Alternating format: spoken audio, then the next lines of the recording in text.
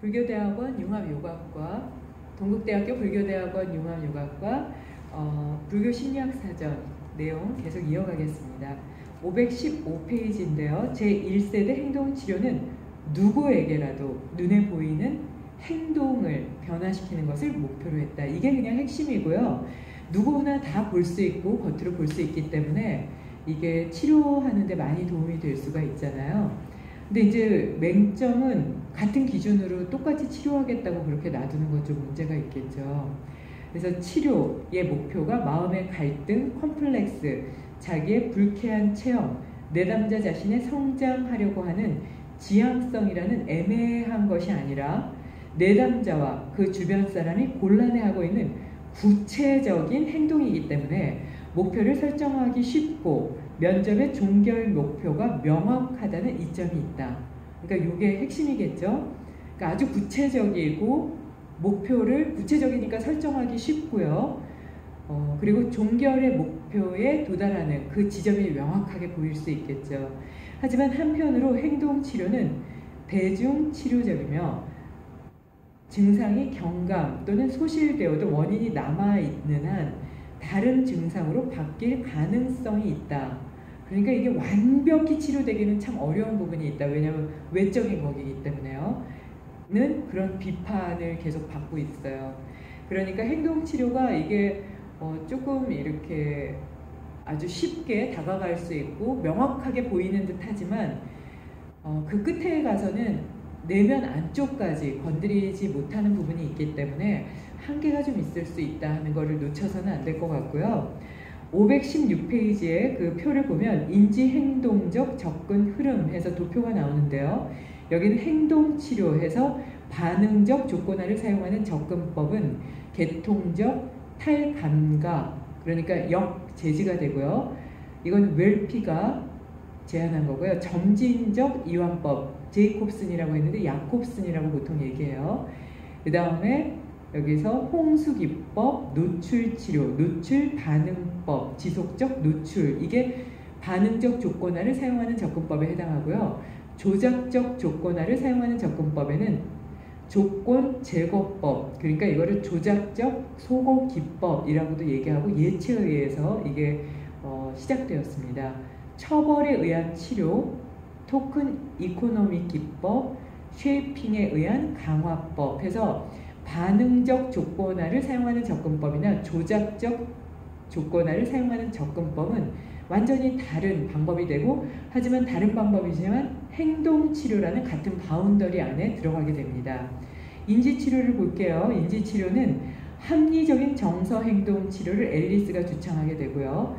우울증의 인지치료를 백이 주창하게 됩니다.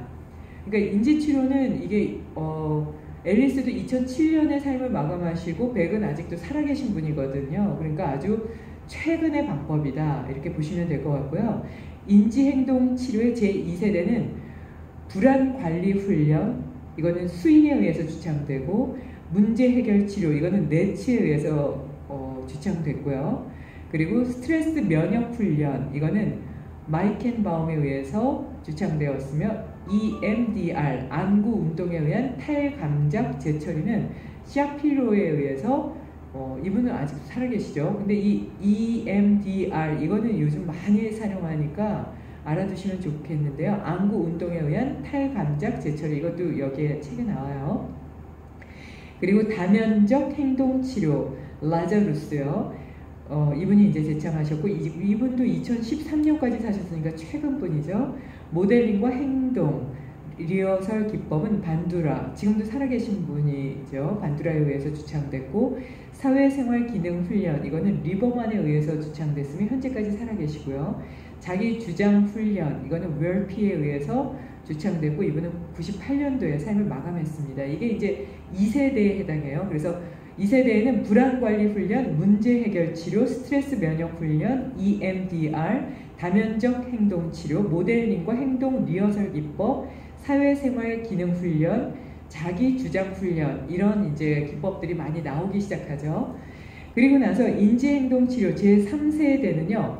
이제 여기를 보면은 요즘의 세대를 알 수 있는데요. 마음 챙김에 기반을 둔 스트레스 감소 프로그램, MBSR 이게 카바진에 의해서 이제 그 주창이 되었는데 마음챙김이라는 건 이미 불교에서 많이 행했던 거죠.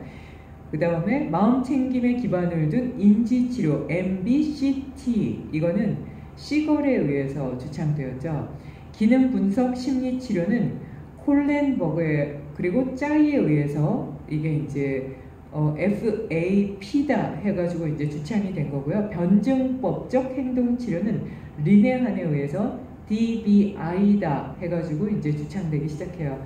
그 다음에 수용 전념 치료는 ACT라고 해서 H에 의해서 주창이 돼요. 그러니까 이 제3세대를 보면 마음챙김에 기반을 둔 스트레스 감소 프로그램, 마음챙김에 기반을 둔 인지치료, 기능분석 심리치료, 변증법적 행동치료, 수용전념치료 해서 조금 더 안쪽으로 들어가고 조금 더 명상이나 수행과 연결되는 그런 부분이 있죠. 그것에 대해서 제2세대인 인지행동치료는 눈에 보이지 않는 인지를 변화의 대상으로 해서 눈에 보이는 행동뿐 아니라 1세대는 행동만 봤는데 2세대는 눈에 보이는 행동뿐 아니라 행동의 배후에 있는 부정적인 또는 치우친 인지를 합리적이고 현실적인 인지로 변화시키는 것을 목표로 했다. 그러니까 편협적인 것을 바로 세우려고 했고요.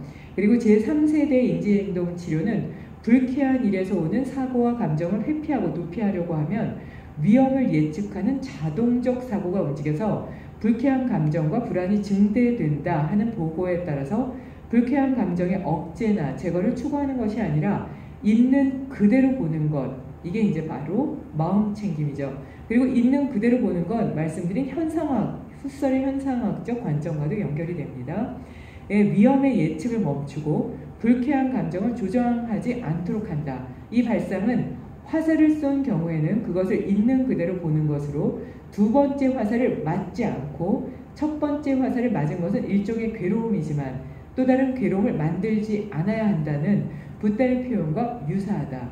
이게 붓다께서 경전에 나오죠. 제1화살은 오감으로 오는 감각이기 때문에 어쩔 수 없다. 그래서 배고픔이나 졸린 거나 성에 대한 거 이런 거는 어쩔 수 없지만 제2화살은 그로 인해서 일어나는 감정, 욕망, 집착 이런 거는 우리가 조절할 수 있다. 그래서 제2화살은 맞지 않아야 된다 라고 말씀하셨거든요. 그래서 제1화살이나 제2화살을 빨리 빼는 걸 아라한이라고 하죠. 아라한도 그 화살을 맞지만 2화살은 맞지 않고 1화살은 맞았을 때 빨리 뺄 수 있는 그런 지혜로움이 있잖아요. 우리도 그래야 되겠죠. 제2세대 인지행동치료처럼 인지의 변화를 수단이나 목표로 삼는 것이 아니라 있는 그대로의 현실을 응시하는 메타인지적인 방법을 도입한 제3세대 인지행동치료에서는 마음챙김과 수용이라는 두 단어가 키워드가 된다. 아까 말씀드렸죠. 쭉 그냥 읽어드릴게요. 방법으로서 마음챙김은 어떤 한 점에, 그러니까 하나의 스팟이죠. 스팟에 주의를 집중하는 것이 아니라 느끼거나 사고하는 것으로 가치 판단을 하지 않고 그저 있는 그대로 응시하는 유형의 명상법이에요. 그러니까 이게 지관법이죠. 멈추어서 멈출 지자를 써요. 그래서 멈추어서 그것을 그대로 보는 거예요. 한편 수용은 감정, 사고, 증상, 그러니까 멈춘다는 건 사고도 멈춘다는 거예요. 몸만 이렇게 멈추는 게 아니고요. 신체 감각 등 지금 여기에서 경험하고 있는 것을 회피, 도피, 공격하지 않고 받아들이는 것을 말한다.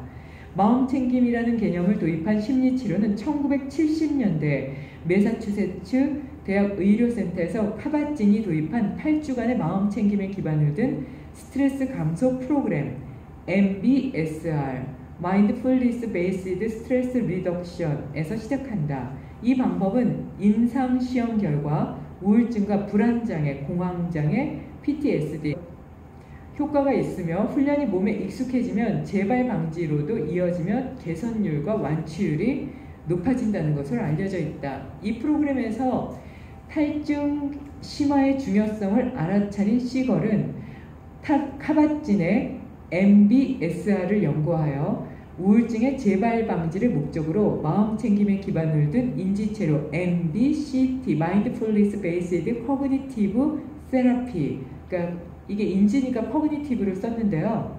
Cognitive 세라피를 개발했다. 여기에서 마음 챙김에 기반을 둔 인지치료 이거 한번 볼게요. 자, 29 번호가 29니까요. 여기에서 브릿지 마음 챙김에 기반을 둔 브릿지 29부니까 548이나 9쯤 되겠네요. 548이나 9. 자, 여기에 보면 마음챙김에 기반을 둔 인지치료의 링크는 알아차림, 마음챙김, BTD, ACT를 얘기하고 있어요. 그래서 이거를 한번 다 찾아보셔도 좋은데요. 마음챙김이란 마음챙김에 기반을 둔 인지치료는 인지치료의 원리와 실천을 마음챙김의 범주에 편입시킨 것으로, 편입시켰다는 것은 마음을 보는 것을 인지치료의 원리를 마음챙김의 프로그램 안으로 같이 이렇게 함께 두고 보는 걸 얘기를 하는데요. 행동의 목표를 두는 행동치료 제1세대 행동치료와 인지치료를 보다 효과적으로 조합해서 체계화한 인지치료 제2세대죠. 그리고 이어지는 제3세대 행동치료의 하나이다. 이건 설명드렸고요. 높은 재발률이 문제가 되는 우울증이 3회 이상 재발하는 경험을 가진 내담자가 또 다른 재발을 통상의 절반 정도로 억제하는 것을 주목한다. 이거 완치를 위한다가 아니라 그냥 반 정도만 돼도 되니까 시도를 하는 거예요. 마음챙김 명상이란 마음챙김에 기반을 둔 인지치료의 핵심이 되는 기법은 마음챙김 명상이다. 마음챙김, 마인드풀니스, 이거의 용어에 대한 논란은 많죠. 는 빨리어 사띠의 영어 번역으로 마음을 유지하는 것 또는 마음에 유지하는 상태로서 기억, 마음에 유지된 것을 환기시키는 상기, 마음에 남겨진 움직임으로서의 주의력을 가리킨다. 하지만 심리치료에서 사용되는 마음챙김은 본래의 마음챙김과는 약간 다르게 사용된다. 이게 포인트예요. 예를 들어 이거는 수행에서 얘기하는 마음챙김이었고요. 심리치료에서는 다르게 봅니다. 카바찌는 의도적으로 현재 순간순간에 전개되는 체험의 판단을 하지 않고 주의를 기울이는 것으로 드러나는 알아차림이라고 정리해요. 그러니까 체험의 판단을 두지 않는다. 이게 핵심이 될 수 있는데요. 또한 심리치료에서 마음챙김의 개념과 효과를 정리한 배어는 생겨나는 내적, 외적 자극의 흐름을 판단하지 않은 채로 관찰하는 것. 그러니까 여기서도 판단하지 않는 거예요. 근데 이게 내적, 외적 흐름이에요. 근데 수행에서는 내적 흐름에 중심을 둬요. 근데 심리학에서는 내적, 외적 흐름이에요. 이게 어디에서 중요하냐면 다시 앞으로 넘어가면요. 그 처음에 심리학에서 봤을 때 심리학은 새로운 나를 찾는다. 여기에서 많이 초점을 맞추지만 불교나 또는 요가에서 보면 새로운 나가 없다. 원래 참 나는 항상 내재되어 있고 그저 내가 안 봤을 뿐이다. 그것과 연결되거든요. 그렇기 때문에 내적, 외적이라고 마음챙김을 보는 그 관점이 이게 달라요. 그래서 그 꼭 자아관을 봐야 돼요. 그래서 불교에서 얘기하는 참 자아를 보는 관점, 심리학에서 바라보는 새로운 자아를 만든다는 관점은 어디에서부터 어디까지 다른지는 항상 관념에 두고 그 다음에 내용을 보셔야 될 것 같고요. 이 정의는 사띠 그 자체라기보다는 윗바사나 명상에 가까우며 또는 윗바사나라고도 하죠. 현재 심리치료의 마음챙김은 윗바사나 명상과 거의 같은 의미로 사용되고 있다. 그러니까 윗바사나 할 때 뭐 발의 움직임을 본다든지 닿는 느낌을, 발바닥의 느낌을 본다든지 하는 게 나오잖아요. 심리치료에서 마음챙김 명상을 보면요. 363페이지를 같이 보셔도 좋은데요.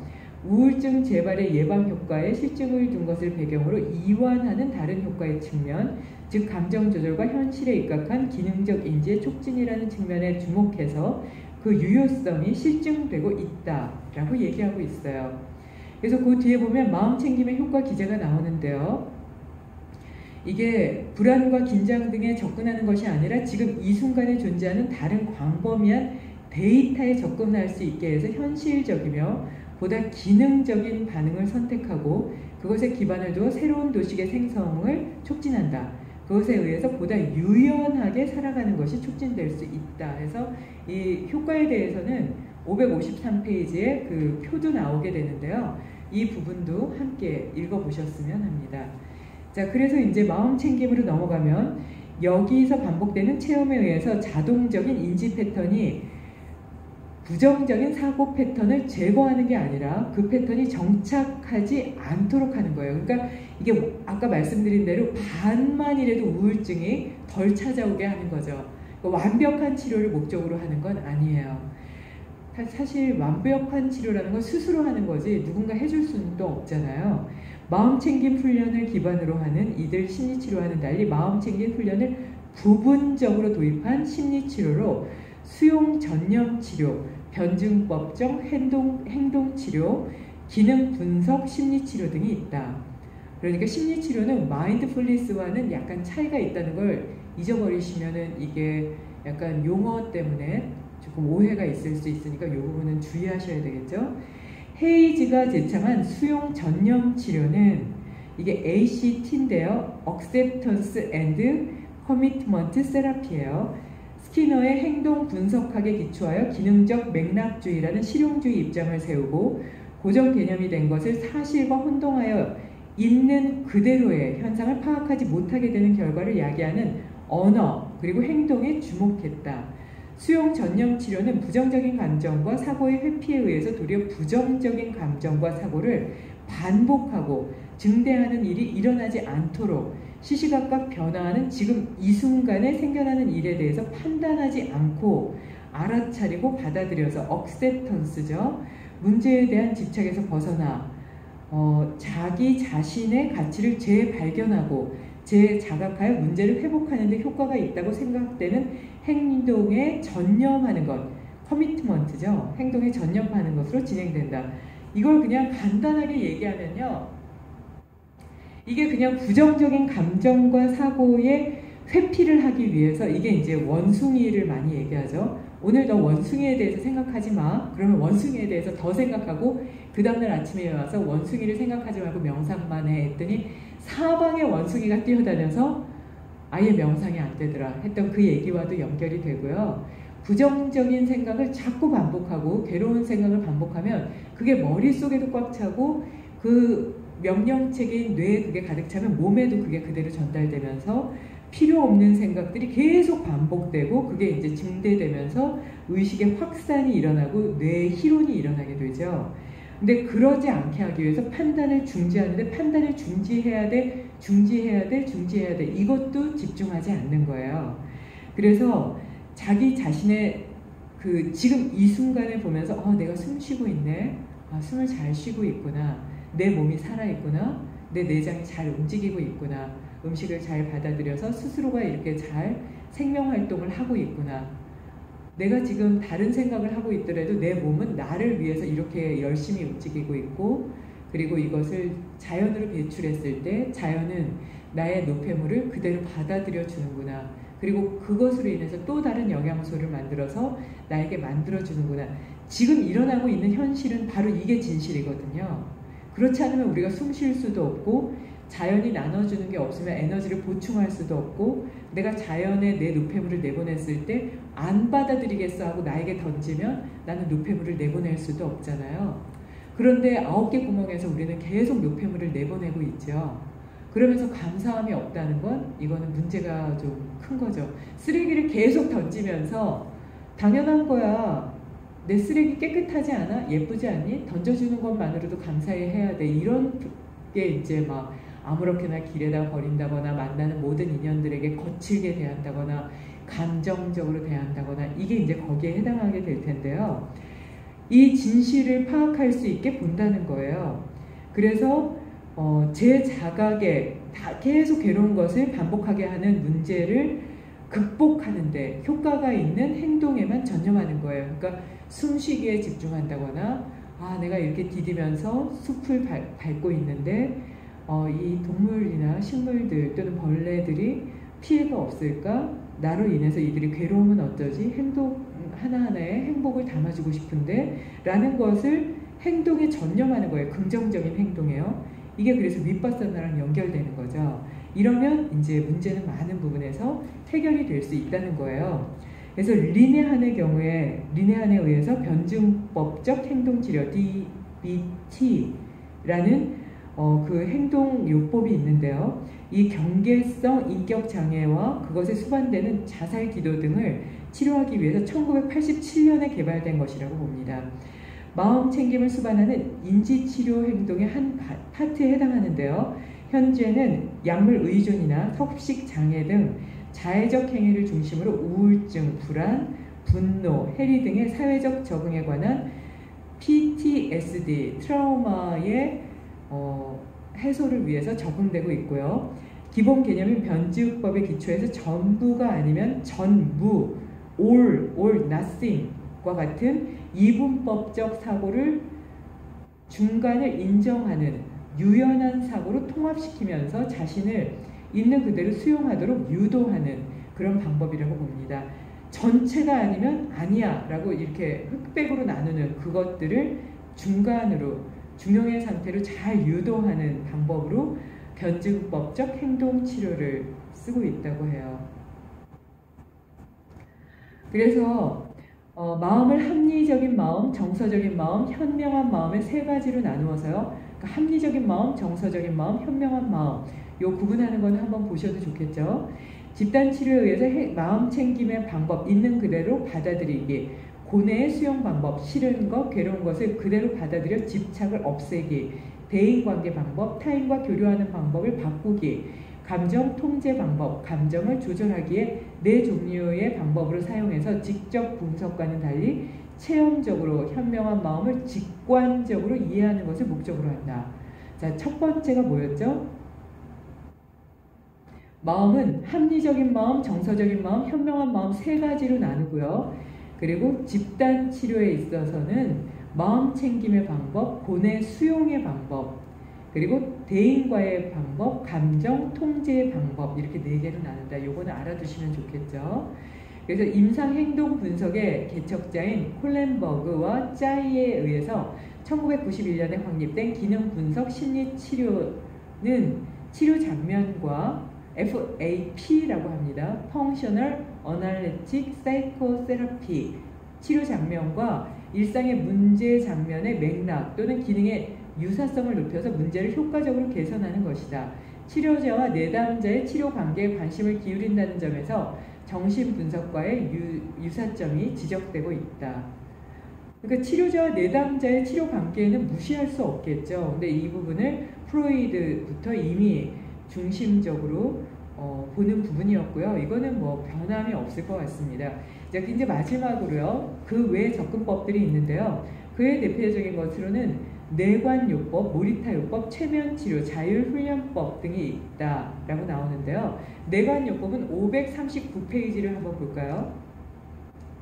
자, 뇌관요법은 일본에서 많이 주창돼서 이제 활용된 거고요. 링크를 보면 참회, 뇌관법, 알아차림, 역대은, 타력, 지관, 마음챙김과 연결이 됩니다. 뇌관요법은 정토진종의 승려 요시모토 이신이 창시한 자기 탐구법이에요. 그러니까 이건 얼마 안 됐어요. 이게 88년까지 사신 분이거든요. 과거의 체험을 상기하고 반성해서 자기 발견, 자기 개발을 목적으로 뇌관을 실천하는 경우에도 뇌관법은 좋은 방법으로 활용될 수가 있고요. 치료를 목적으로 적용하는 경우 뇌관요법이라고 불리는 경향이 있다. 요시모토의 뇌관법 이외에도 자기를 정밀하게 관찰하는 수행법과 심리학의 의식 분석은 뇌관, 안쪽을 관하는 것이라고 불린다. 임재종의 백은선사의 야선 한화의 심신조정법으로 뇌관법을 소개하고 있다. 이거는 1658년에서 1768년에 살아계셨던 임재종의 백은선사께서 이제 야선 한화라는 글을 쓰신 것에 이 뇌관법이 있다고 보니까 아주 오래된 요법이죠. 또한 심리학의 창시자로 불리는 1879년에서 세계 최초 심리학 연구실을 라이프치히에 개설한 분트의 구성주의 심리학에서는 의식의 내용을 연구 대상으로 해서 의식의 분석 방법을 뇌관이라고 칭했다. 이게 이제 뇌관이라고 하면 이게 스펙션 하는데 스펙션을 인트로 안쪽에서 인트로스펙션이라고 해서 뇌관이라는 영어로 이분은 이제 전하셨는데요. 이러한 명칭의 애매함 때문에 한때는 많은 논자들이 요시노포 뇌관법 요시모토 요법 등으로 구별해서 시도했으나 요시모토 자신은 뇌관의 근원은 붓다가 보리수 아래에서 명상에서 깨달은 것에서 유래했다고 보기 때문에 굳이 뇌관에 요시모토라고 고유명사를 붙이는 것은 좋지 않다라고 말했다고 해요. 겸손하시네요. 그러니까 뇌관요법은 부처님의 방법이죠. 그냥 그게 맞겠죠. 그래서 요시모토 뇌관법은 그 전신이 있는데요. 그 전신은 정토진정의 일파에 전해졌던 신조라는 수행법이었다. 그러니까 몸을 다스린다, 조신한다 라는 뜻인데요. 신조에서는 신자가 신앙을 깊게 하기 위해서 수일간 한 방에 틀어박혀 마시지도 먹지도 않고 자지도 않고 철저하게 자신의 마음을 조사한다 라는 게 이제 기본 방법인데요. 지금 죽으면 영혼은 어디로 가는 것일까? 무상을 응시하고 몸, 생명, 재산을 내던진다는 생각으로 반성하자 라고 하루에 수차례씩 이게 선배 신자들이 교대로 격려하면서 내려왔던 그런 방법이라고 해요. 그래서 요시모토는 고생 끝에 22세요. 22살에 네 번째 신조에서 전미 5개의 경지에 도달했다고 합니다. 그러니까 깨달으셨네요. 지옥에 떨어질 정도로 깊은 죄를 쌓아온 자기를 체험적으로 발견했을 때 아미타불의 다른 부처가 포기한 죄악이 무겁고 깊은 너를 구하지 않을 수 없다라는 맹세는 마땅히 자신에게 해당하는 기원이었다는 통찰에 도달했다는 거예요. 그러니까 참회한다는 게 아주 중요한데요. 그래서 우리가 참회도 할 텐데요.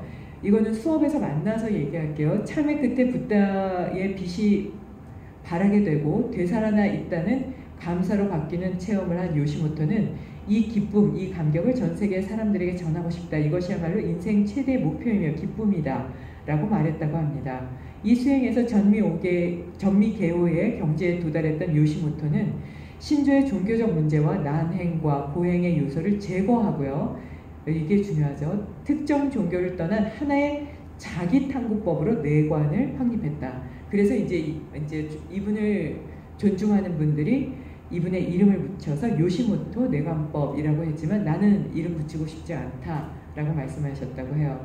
현재 내관요법은 내관연구소, 형무소, 소년원 등의 교정시설이라든지 기업 연수, 정신과, 정신의학과, 호스피스, 의료현장, 초등학교, 대학까지 교육 현장에 적용되고 있다고 보고요. 1978년에는 일본 내관학회가 1981년에는 일본 내관의학회가 성립되고요. 내관의 사례와 기법의 검토, 치유 기제와 적응 대상의 선택, 다른 심리치료와의 병용 등 각 측면에서 연구가 이루어지고 있다고 봅니다.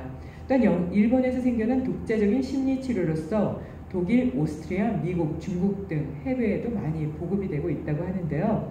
이 내관의 방법에 대해서는 한번 쭉 스스로가 읽어보셨으면 좋겠고요. 이게 이제 핵심적인 것만 보면 해주길 원했던 것, 되돌려 준 것, 폐를 끼쳤던 것이라는 세 가지 질문의 측면에서 스스로를 조사하는 거예요. 그러니까 뭐 조부모나 형제나 부녀나 배우자나 자녀나 뭐 부모님 이 모두 주변의 모든 관계에서 내가 해주길 원했던 것, 그리고 되돌려준 것, 그리고 폐를 끼쳤던 것, 이거를 수업에도 꼭 한번 말씀을 드리겠습니다. 그래서 이게 이제 스스로를 잘 차단할 수 있는 방법이 되고요. 그 뒤에 보면 내관의 심리 기제에 대해서도 쭉 얘기하고 있고요. 뒤에 나오는 모리타요법은 중국에서 시작됐고요. 모리타요법은 정신과 의사 모리타 마사타게에 의해서 1920년대에 창시된 정신치료법이에요. 이게 대인공포, 강박, 신경증, 불안, 신경증, 공황장애죠. 노이로증의 치료에 사용되었다고 봅니다. 이게 코라 타케시사가 노력해서 이 요법을 이제 안정시키기 시작됐는데요. 모리타 요법은 중국을 시작으로 해서 해외에서도 모리타 요법이라고 해서 전해지고 있다고 봅니다. 이 요법은 자신의 신경증 체험과 신경증 극복 체험이 반영되어 있다고 보는데요. 이게 이제 그 죽음의 공포에서 어떻게 잘 이 상황을 처리했는가 하는 방법들이 이어져 있고요. 이 치료 단계를 보면 첫 번째는 제1계는 절대와 욕기, 두 번째는 가벼운 작업기, 세 번째는 공격적인 작업기, 네 번째는 복귀기로 나뉘어지고 있고요. 이 모리타 요법은 불교와 연결되어서도 많은 부분 이렇게 정리될 수 있기 때문에 불교와 항상 꼭 연결해서 보셨으면 하고요. 이상 심리지라는 데에서는 모리타 요법 외에도 범죄 심리학과 아동 심리학, 체면 치료와 예술 치료, 성의학, 병적학 등과 관계된 사회 문제를 고려해서 많은 부분들을 해소하기 위해서 사용하고 있다고 봅니다. 그래서 이 부분만 해도 이제 거의 전체적인 다 보겠죠? 브릿지 38에 보면 브릿지 38로 넘어갑니다. 자, 그러면 몇 페이지냐면 606페이지인데요. 그래서 이게 이제 제가 한 달 기간을 들였던 이유이기도 해요. 이게 아마 책 전체를 거의 다 보셨을 거예요. 이걸 보시면요. 왔다 갔다 하면서 궁금한 내용들을 다 보셨을 텐데요. 이게 최면과 변성의식 나옵니다. 이거는 페이지 606페이지에 있어요. 자, 보면은 최면에는 번뇌, 수면, 유식, 전이, 윤리, 교육분석, 자유연상법, 고르게 떠 있는 주의, 상처받은 치료자 이렇게 나와 있어요. 최면의 역사는 불교에 있어서 의식을 변화시키거나 각성시키는 측면을 생각해보면 최면과 변석 의식이라는 개념은 이미 불교에서부터 나왔고요. 18세기 말 빈에서 메스머라는 의사의 치료활동은 최면술이 근대에 유행하게 되는 계기가 되었다고 해요. 18세기 말에 체계화돼서 이게 유행되는 그런 계기가 됐을 뿐 5000년 전에 이미 나왔던 건데요.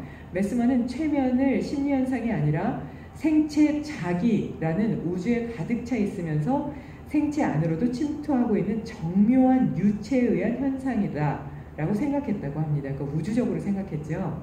피험자가 시술자의 명령에 따라 일어나거나 신체를 요동치는 것은 구경거리가 되기도 했다고 하는데요. 이거는 별로 유용하지 않죠. 시술자와 피험자의 영향관계에 대한 고찰은 정치 이론도 되고 또한 최면하에서 신비한 힘을 발휘하는 그런 내용들도 전해지고 있다고 봅니다. 생체자기의 존재는 확인할 수 없지만 현재는 최면 암시에 의한 현상으로 이해되고 있고요. 특정 의식 상태와 그것을 야기하는 기술로서 최면은 의학적, 심리학적 연구로 계속 발전하고 있다고 봅니다. 그래서 마음이 가라앉는다라고 말한 이후에 순차적으로 1단계에는 중량감을 느끼고요. 2단계에는 온감을 느끼고요. 그러니까 가라앉는다, 무겁다 뭐 이런 것들을 계속 생각해야 된다고 보고요. 3단계에서는 심장이 조용히 규칙적으로 뛰고 있다는 걸 느끼고요. 4단계에서는 호흡이 편안하다. 5단계에서는 뱃속이 따뜻하다. 6단계에서는 이마가 시원하다. 이것들을 마음속으로 말하고 그러니까 각성되어 있어야 되는 거예요. 그 단계의 내용에 수용적 집중주의, 적극적이지 않은 어렴풋한 그냥 이게 잠인가 아닌가 이런 주의를 기울이며 마지막으로 소거 운동을 행하고 종료한다. 없애는 거죠. 싹 지우는 거예요. 신경증과 심신증의 증상뿐 아니라 일반인의 스트레스 해소법, 건강증진법, 창조성 개발, 스포츠 선수의 정신집중 등의 효과를 보이는 것으로 나타나고 있다고 보고요. 명상과 자기최면법인 자율훈련법을 비교해서 보면 적지 않은 공통점이 발견된다. 그렇죠? 사람 몸으로 행하니까요. 그래서 이제 변성의식의 특징을 보면요. 그것을 최면과 나누어서 보면은 심리학자 힐 가드는 최면 상태를 특징 짓는 것으로 8가지를 뒀는데요. 최면하에서는 의지대로 계획적인 행동을 하는 게 어렵다. 최면은 수면과 닮았으나 전자는 의사소통이 가능하지만 후자는 불가능하다는 점이 구별된다. 그러니까 수면에서는 말이 안 되죠. 하지만 최면하에서는 되죠. 근데 꿈꾸면서 말하는 분도 있어요. 그래서 이건 단정 짓기 어렵죠. 두 번째는 특정 대상과 행위에 선택적으로 주의를 집중한다. 그러니까 1번은 조금 다르게 볼 수 있어서 조심해야 됩니다. 세 번째는 과거 경험, 치료해야 하는 불안과 괴로운 경험들의 이미지 세계에서 재생된다. 네 번째는 현실감이 약화되어 지금까지의 경험과 이론에 맞지 않아도 그대로 수용하는 것이 최면하에서는 쉬워진다. 다섯 번째는 암시를 받아들이기 쉬워지고 여섯 번째는 역할 행동에 집중하는 능력이 높아진다. 일곱 번째는 최면 상태의 체험은 기억하기 힘들다. 여덟 번째는 신체 이완이 중요하다. 예를 들어서 이제 이완하다가 갑자기 생각이 나면 이제 그게 집중, 최면이 안 되니까 그 감각을 이완하는 거는 여기에 있어서는 아주 기본이 되겠죠. 그래서 그 예로서요. 이벽 중에 가만히 편안하게 이완해 있다 보면 아 이게 뭐지? 이러고 퍼뜩 생각나는 그런 순간이 있다는 거예요. 그래서 불교 심리학에서 본 최면과 변성의식은 요것과는 약간 차이가 있는데요. 이 부분에 대해서도 한번쯤 좀 정리해보면 좋을 것 같고요. 조용한 명상 상태에서 자연스럽게 현상을 바라보는 게 이제 불교적인 방법이라면 과호흡이나 약물 복용 뭐 이런 것들로 인해서 체험이 일어나는 것들 이런 것들과 연결해서 심리학적으로는 많은 부분을 풀고 있기 때문에 불교의 수행과는 조금 차이가 있다는 것도 이 부분에서 꼭 봐야 되는 그런 부분이 아닌가 싶어요. 예, 그래서 이 부분도 읽어드렸습니다. 자, 나루세 코사쿠에 의한 임상 동작법은 1960년대 뇌성마비 아동의 지체 부자율을 개선할 목적으로 행해진 최면 훈련으로부터 시작되었는데요. 신체 접촉이나 동작을 수반하는 심리치료로 치료자가 보이는 동작을 따라하거나 치료자의 도움에 의해 근육의 긴장을 이완하거나 자기 신체의 축과 감각을 알아차리는 것으로 자기조절 능력과 의사소통 능력을 높여서 심리적 문제의 개선으로 이어지는 그런 방법이라고 봅니다.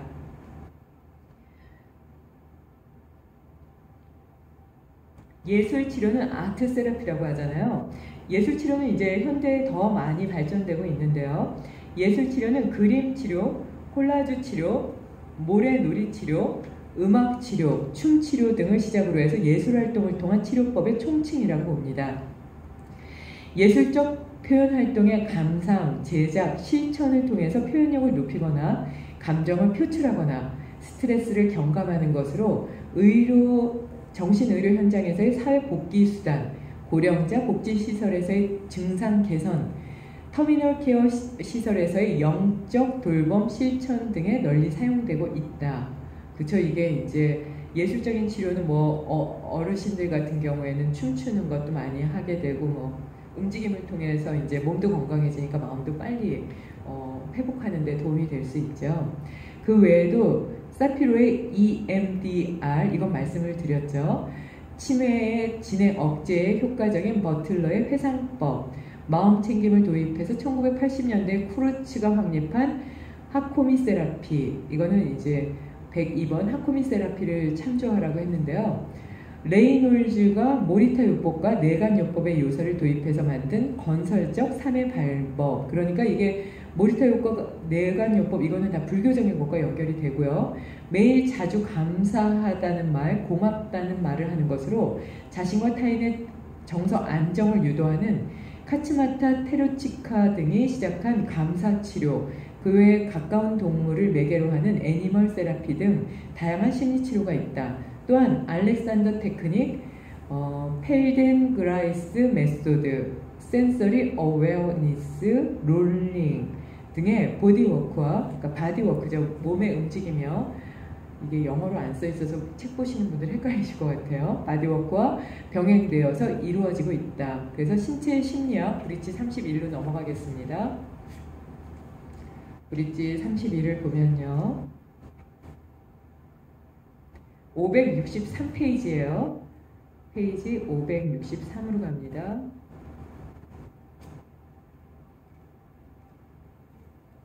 자, 그래서 신체 심리학, 신체 치료에서 신체성에 회복해서 신체 심리학의 개요가 나오는데요. 링크를 보면 즉신선불, 심신탈락, 심신이려, 지관, 마음챙김, 자기실현, 인지행동치료, 트라우마, PTSD, 신체 문제, 불교와 과학의 대화 이렇게 나오는데요. 소매틱 심리학 해서 이 소매틱은 토마스 한나가 제창한 거죠. 신체성을 중시하는 다양한 심리학과 심리치료의 총칭이다. 직역하면 신체 심리학이 된다.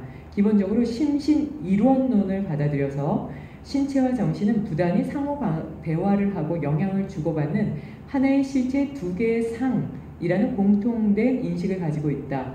기본적으로 신체, 감각, 그러니까 신체에 가로 열고 감각, 정동, 정서 이것을 다 포함했는데요.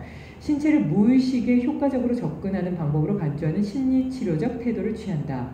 따라서 통상의 심리치료에서 요구되는 언어적인 방법뿐 아니라 비언어적인 방법도 통상적으로 사용된다.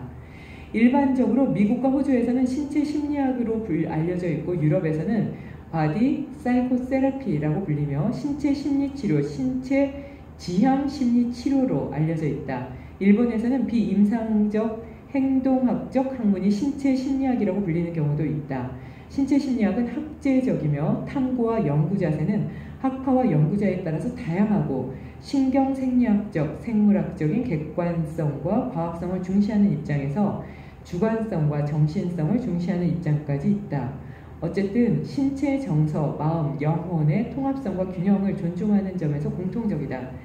고대 그리스인은 인간이란 신체, 소마, 그리고 정신, 사이코에서 구성되었다고 생각했다. 어원적으로는 소매틱 심리학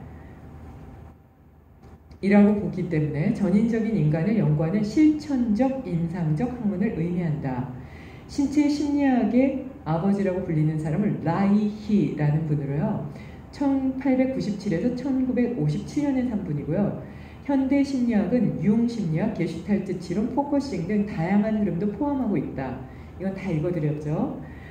마음을 우위에 두고 이원론적 사고는 현재 심리학에서도 여전히 주류를 형성하고 있다.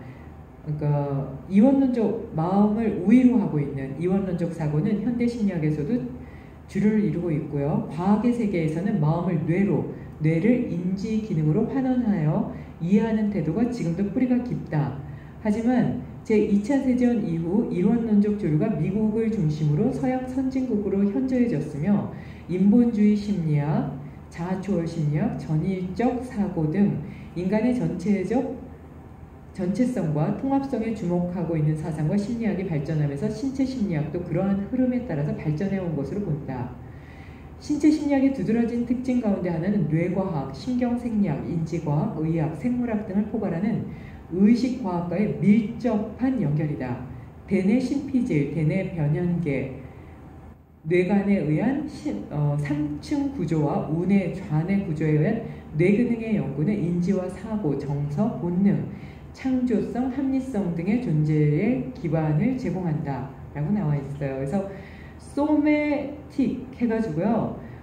이 신체적 기법, 신체 기법 이것과 함께 춤, 행동 치료, 신체 심리 치료라는 세 가지 분야가 이제 통합적인 시도로 이루어지고 있는데요. 다시 말씀드리면 소마틱스 해서 이 안에는 여기 신체적 기법이나 신체 기법, 보디워크, 그러니까 몸의 움직임 이게 다 들어가고요. 두 번째로 춤과 행동 치료에는 표현 예술 치료가 함께 포함될 수가 있고요. 그리고 신체 심리 치료 해서 이 부분을 세 개로 나눠요. 소매틱, 춤, 행동 치료, 신체 심리 치료 해서 이게 이제 신체 심리 치료의 영역으로 나누어지게 되는데요. 이거는 1세대, 2세대 해가지고 이제 3세대까지 나누고 나서 4세대는 90년대에 해당하게 되고요. 그리고 나서 계속 이 흐름이 이어져 있으니까요. 이 1, 2, 3, 4대 세대는 어떻게 발전하고 있는지 이거는 나중에 시간이 되면 다시 한번 할 정도로 아주 중요하니까요. 이 부분 신체 심리학에서부터 다양한 뇌관까지 꼭 읽어오셨으면 합니다. 그 다음에 하코미 세라피가 102에 나오는데요. 하코미 세라피 한번 볼까요? 102, 630페이지예요. 630페이지로 넘어갑니다. 그래서 이 하코미 세라피는 마치 일본 거일 것 같지만 이게 미국에서 확립되었어요. 그래서 론 크루치에 의해서 1980년 초에 미국에서 확립된 하코미 세라피는 심신의 상관성을 중시하는 체험 지향적 심리치료다. 그러니까 체험을 아주 중시했고요. 심신 상관의 문제를 봤으니까 이론론보다는 통찰론, 통합론으로 간 게 더 맞다고 보겠죠. 그러면 이거는 소매틱과 더 많이 연결될 수가 있어요.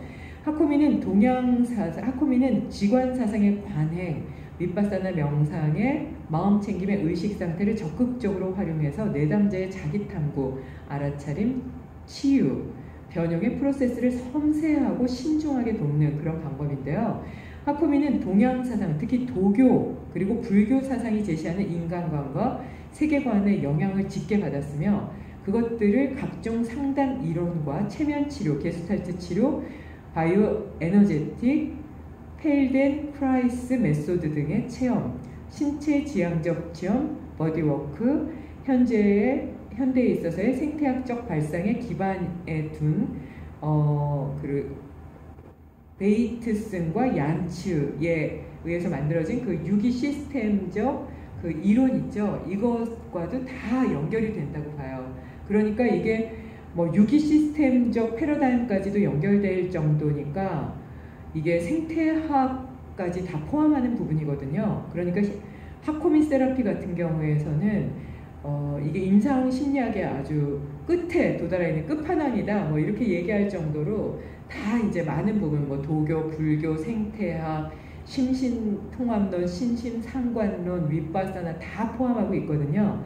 그래서 현대 서양에서 인간을 탐구하는 다양한 시도와 통합한 포괄적인 심리치료다 이렇게 보시면 좋을 것 같고요. 그래서 이 부분도 하코미의 인간관을 꼭 봐야 될 것 같고요. 마음 챙김을 하코미에서는 그럼 어떻게 활용하고 있는지 좀 보면 도움이 될 것 같고요. 이거를 이제 관계성에 있어서 어떻게 심리치료 분야와 연결하고 있는지도 한번 보실 필요가 있겠습니다.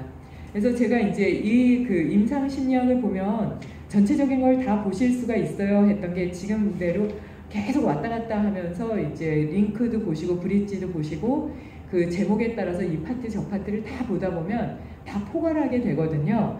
그래서 이 임상 심리학을 바탕으로 해서 지금 말씀드린 대로 내용을 한번 쭉 훑어보게 되면 심리학의 파트, 불교가 지금 심리학에 영향을 주는 것, 그리고 이제 요가에서 어떤 명상을 주제로 해서 또는 요가에서 어떤 신체적인 움직임이나 인지 발달 심리학에 있어서의 어떤 측면을 실질적으로 요가 수행과 강의에 이용을 하고 적용을 해서 나누어 드릴 것인가 하는 게 맥이 잡힐 수가 있는데요. 그냥 주먹구구식으로 그냥 이거는 내가 아는 패턴이니까 그냥 이거를 쉽게 전한다 이러면 요가가 조금 더 사회의 그 가치에 있어서 많이 떨어질 수밖에 없을 것 같고요.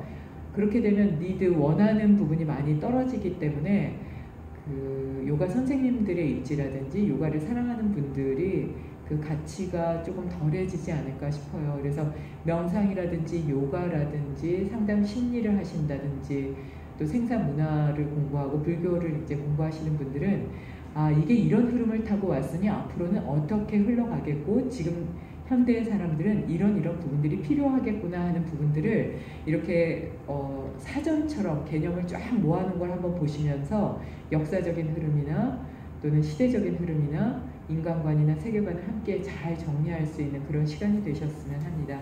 그걸 바탕으로 수행을 해 나가시고 수업을 진행하시고 요가 수행도 잘 발전을 시켜서 나눌 수 있는 또는 불교 명상법이나 불교의 다양한 수행법도 그렇게 나눌 수 있는 그런 방법이 되셨으면 합니다. 감사합니다.